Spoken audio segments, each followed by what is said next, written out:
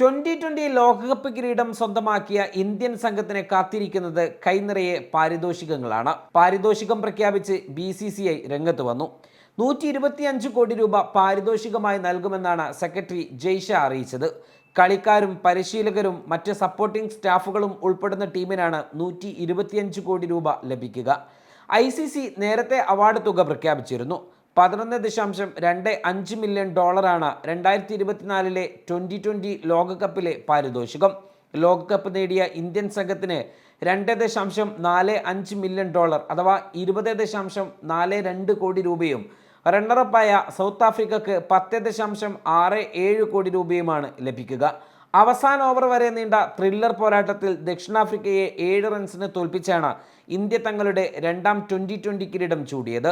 India ഉയർത്തിയ 177 runs വിജയലക്ഷ്യം പിന്തുടർന്ന ദക്ഷിണാഫ്രിക്കക്ക് 8 വിക്കറ്റ് നഷ്ടത്തിൽ 169 റൺസ് എടുക്കാനേ സാധിച്ചുള്ളൂ. ഇന്ത്യക്ക് 7 വിക്കറ്റ് വിജയം. 2007 MS ധോണിക്ക് കീഴിലായിരുന്നു ഇന്ത്യയുടെ ആദ്യ വിജയം. ധോണിക്ക് ശേഷം ലോകകപ്പ് ഉയർത്തുന്ന ക്യാപ്റ്റനായി രോഹിത് ശർമ്മ മാറി.